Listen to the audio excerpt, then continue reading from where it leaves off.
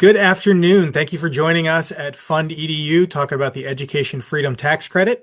My name is Robert Degree. I'm our EFTC advocate. Jeff, would you like to introduce yourself? Chris as well? Sure. My name is Jeff Wilson, and I'm the founder and owner of FundEDU. We're here in Altoona. And my name is Chris Micah. I help out with donor outreach at FundEDU, and I am also working on integrating AI capabilities into our general operations.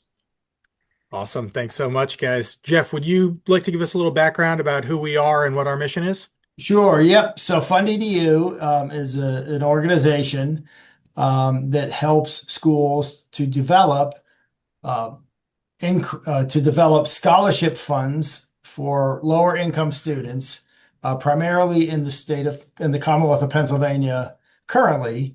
But as the federal program rolls out, we will be going much broader than that.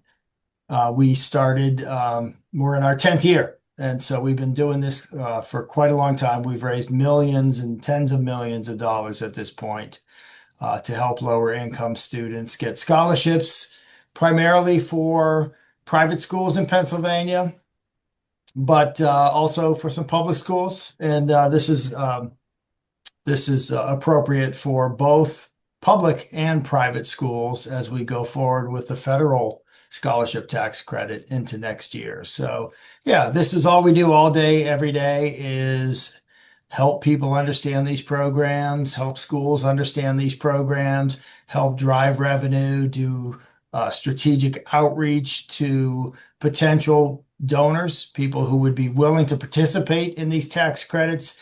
And then there's a huge amount of demystification that we provide for donors, for schools, for accountants. And as I always say, we make these tax credit programs work for the students so that they have the funds available. Awesome. So when it comes to the Education Freedom Tax Credit in particular, we just want to give a brief overview before getting into the products that, I should say the tools that we're making available, to all of our networks and school leaders. And again, so great to see, friends from so many places, Illinois, Florida, California. Great to see you guys. So for starters, this is going to be the first K through 12 federal education tax credit in U.S. history. Again, it's a credit. It's not a deduction. There's still a little bit of variation as to if it's, going to be allowed up to 3,400 per couple, still pending some IRS guidance there. But importantly, donors may designate networks, not individual students, and there's no cap. Anybody can donate. Anybody's eligible as long as they're a U.S. taxpayer. This was signed back into law on July 4th, 2025, part of the big, beautiful bill. But the credits themselves for donations aren't available until January 1st of 2027. So we've got a nice long runway to begin preparing, and that's what we're here to talk about today. We're still even waiting for some final rules. Treasury is expecting those to come out mid-2026 sometime, likely over the summer. And in terms of the how, donors will contribute to SGOs who are qualified 501c3s.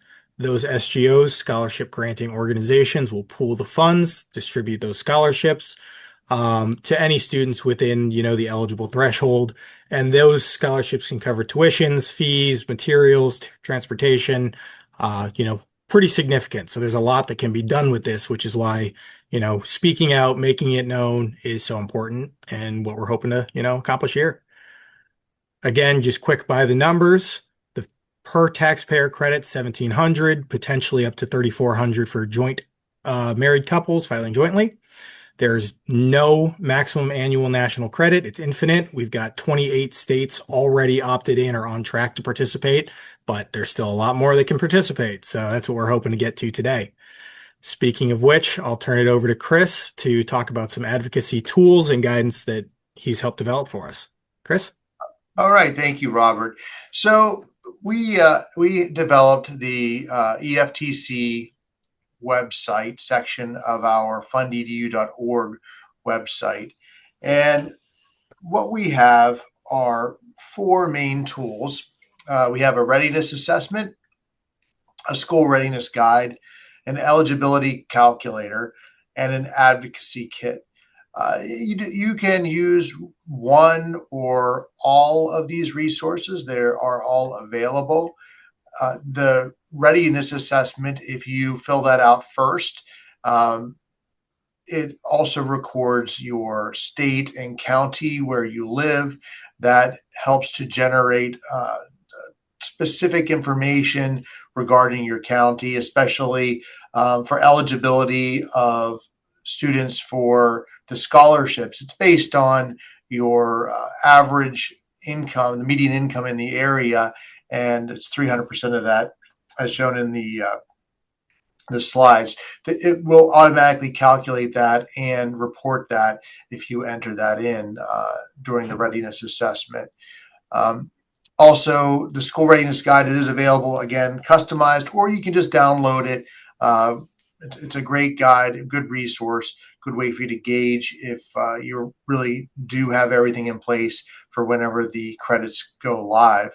I already mentioned the eligibility calculator. We also have an advocacy kit. And if your state has not opted in, we really recommend that you go to that advocacy kit section. Again, if you enter in your county and state, it will generate all the contact information you need to reach out to the governor, local representatives, and other officials that you can prod the governor to sign up for this program. It also just gives you basic information about how to approach setting up meetings with the legislator, sending out emails, just basic communications, who you talk to typically in those offices. So we try to give that to you so that you can be an advocate for yourself, so that you realize you do have a voice. And many people don't realize just how much their voice matters because so many other people stay silent. Yeah, absolutely. Any single story is incredibly moving and incredibly impactful. And speaking of which, that's part of why Chris mentioned it. We've got our readiness assessment. Again, a nice, easy access tool right there. The QR code will bring it right up. It is optimized and easy for mobile. Nice and easy. 10-minute quiz. It's Likert scale. And really focuses on specific items to prepare for this program in particular. Items like, have you designated a dedicated lead? Are you aware of the approved SGOs in your area? Do you have any relationships with them? Have you estimated that family count? Beyond that, asking questions about systems and staff. Are tuition and financial aid systems prepared for what will be scholarship students? Have you begun outreach in your community? Again, if every federal taxpayer is a potential donor, that means your entire community is full of potential donors once the SGO system is in place, once you have that, lead established. And beyond that, we have a community facts and frequently asked questions. Is your school prepared to answer most of these? And again, you just see some example questions put up there. Perfect. And then after filling out and going through the results, again, 30 questions, real quick, Likert scale. For most of them, you get domain prepared results based on your answers, giving feedback specifically to how you responded, what needs to be directed, which then feeds directly into, and Chris, I'll give you this back to walk through what's been prepared in the readiness guide and how that assessment, will partner with it. Right. So with the readiness guide, the first thing that you need to make sure that you do is you designate a lead for the EFTC program. That person really, needs to understand what the program is and just keep track of the timelines. We periodically we have a newsletter. We highly recommend you sign up for it. It's going to go out about every other week. However, if there's a news flash, if a state decides to opt in, or we hear other news, maybe they release the guidelines for the program, we'll send out a special edition of the newsletter, just giving you that information. But really, it's important for them to keep track of the developments and start getting the laying the groundwork for the project. Another thing is they need to connect with an SGO. An SGO, scholarship granting organization, they are the ones through whom the scholarships will be held and passed through. So the donor is going to need to sign up. They're going to need to pledge their money to an SGO, and then the SGO will distribute that money to the school. But the school must be signed up with the SGO. There's still a lot of questions that are unanswered that we're hoping to hear from Treasury. And again, like Robert said, more than likely over the summer, we will have more clarity on that. And then also, readiness guide, assessing your eligibility pool. A lot of schools do collect information for granting scholarships to their current students based on income. If you have that information, that will really give you a gauge of just how much how many students you could potentially qualify for the program, and what your total donation amount could potentially be. Robert, do you have anything to add to that, or Jeff?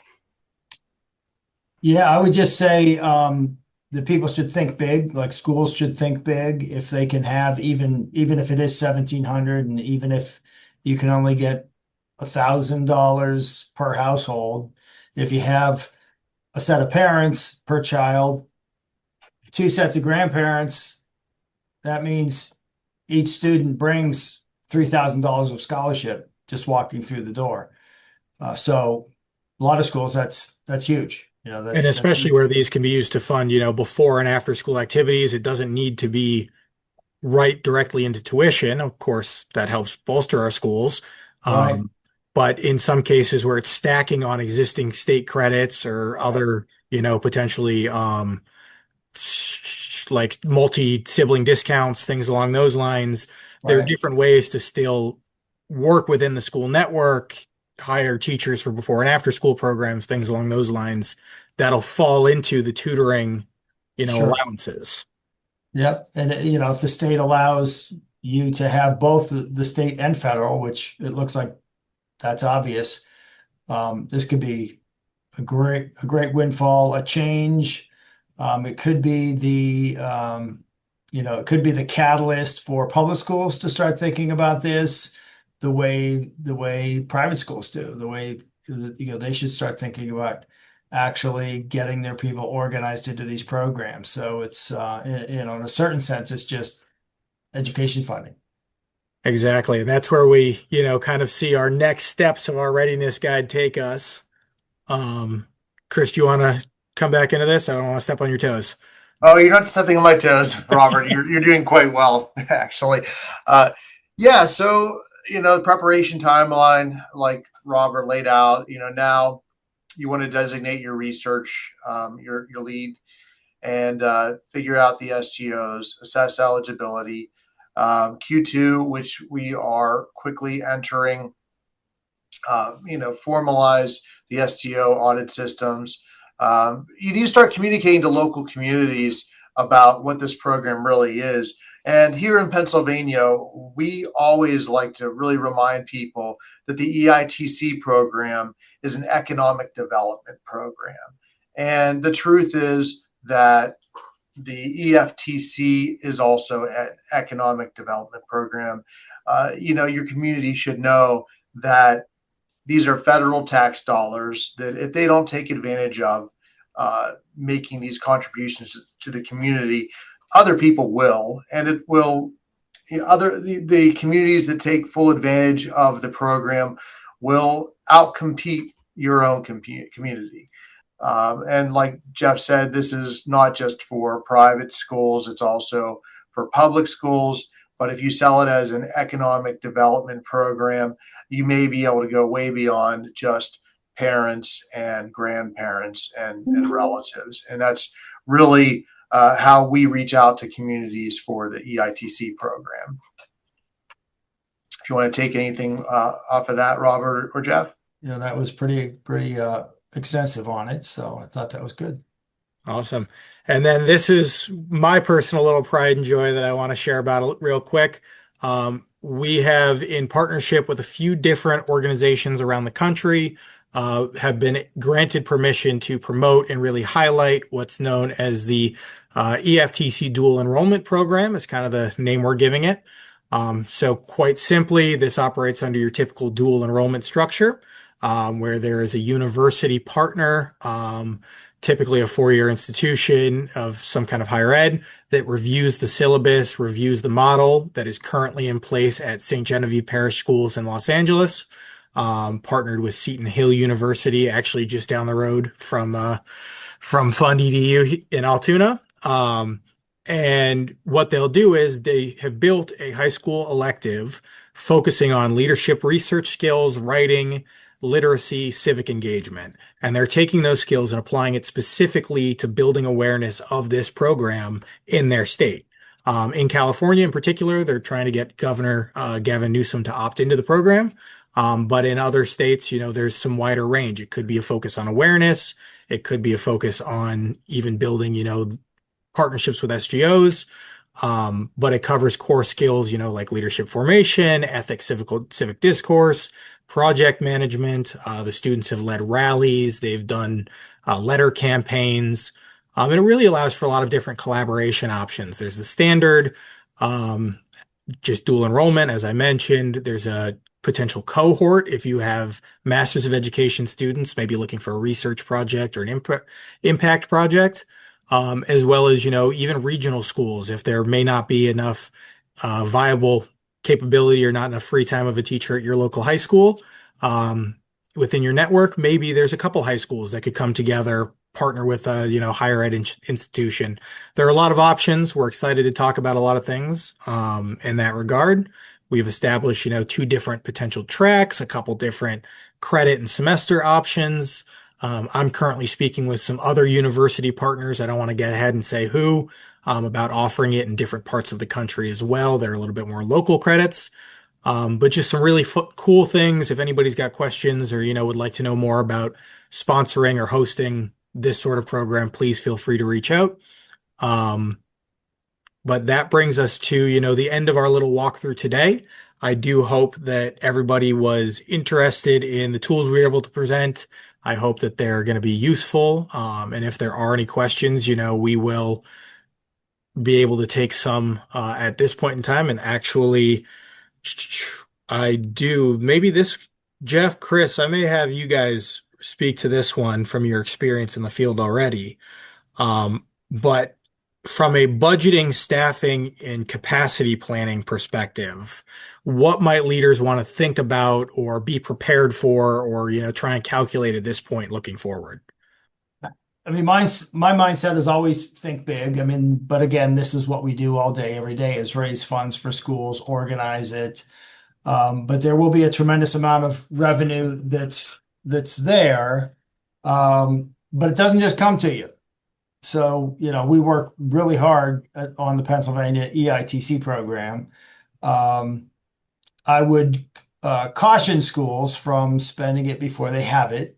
But again, thinking big, but it can be, a lot of work. If we're stacking even $1,700 bills, hopefully they're $3,400 bills. That's a lot of work. We have to figure out the families. We have to figure out all the networks that are out there.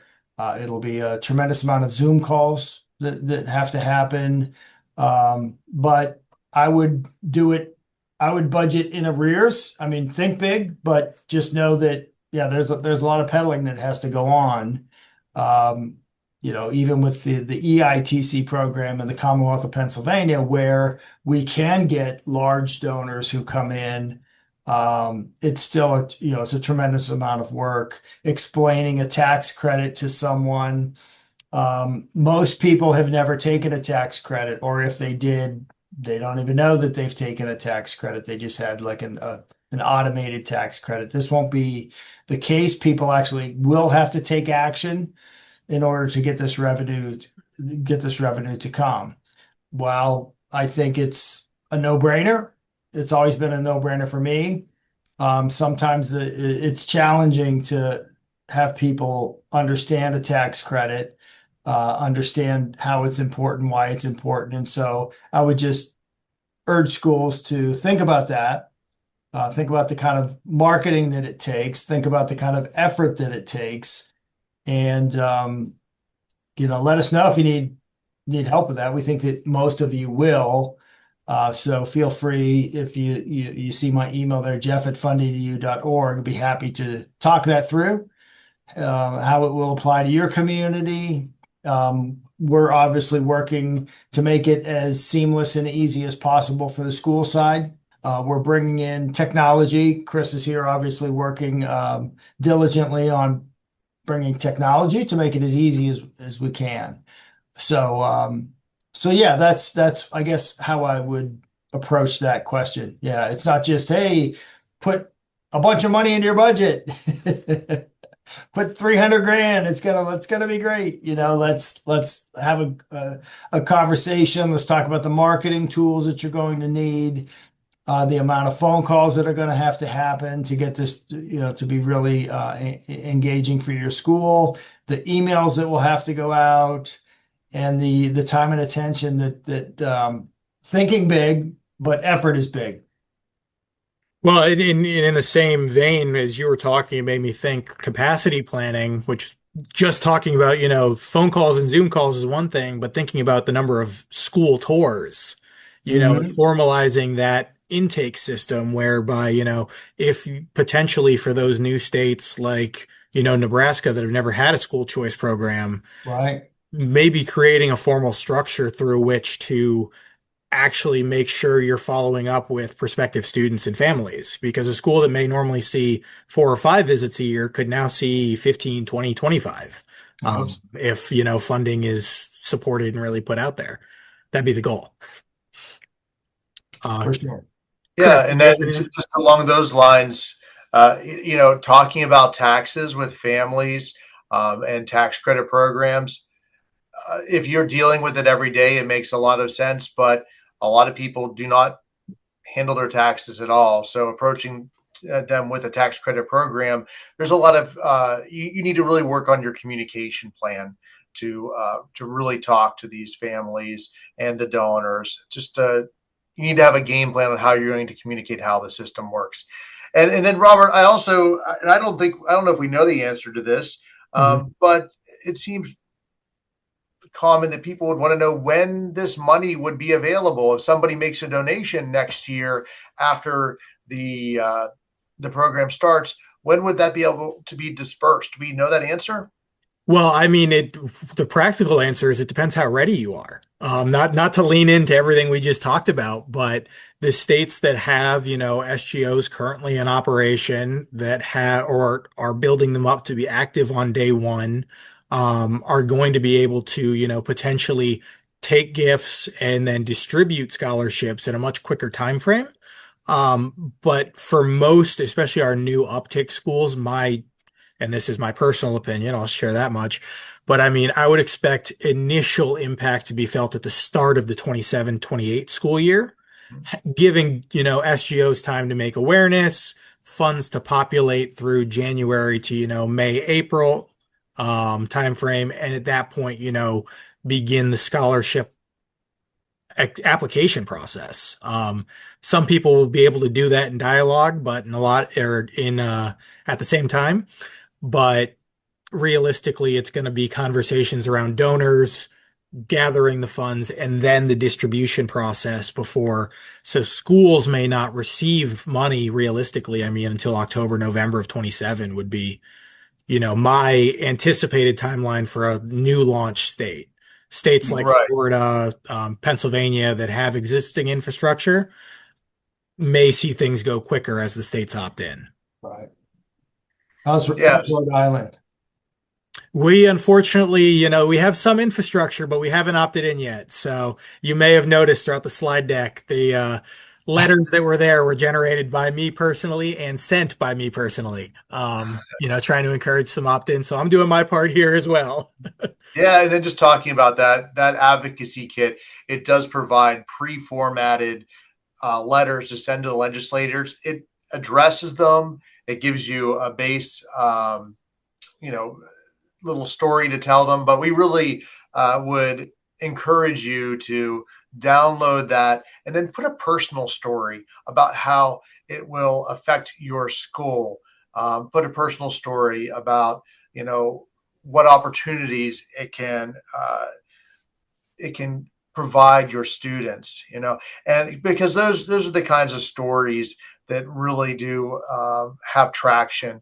They don't, if they just receive um, a boilerplate letter and they receive the same letter from everybody, it's not going to have the same impact as just having those personal stories. So please, really, we try to take as much friction out as possible. These are good letters, but just take them, personalize them. You'll be able to, print them out and you can send them via regular mail, or you can email.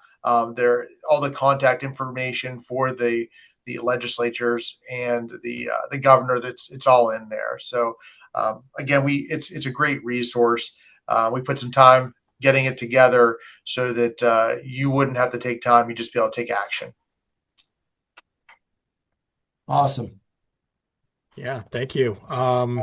With that, I see we're getting close to our half-hour mark. I'm not seeing any more questions right now, so I think we may give everybody 3 extra minutes back in their day, if that's okay with you guys. Sounds good. All right. Well, thank you so much, everybody, for joining us. We will have a recording of this, prepared for distribution probably sometime next week. So keep an eye out to our LinkedIn for other updates. And in the meantime, you've got our emails right there, and we look forward to hearing back from you guys and participating in whatever way that we can.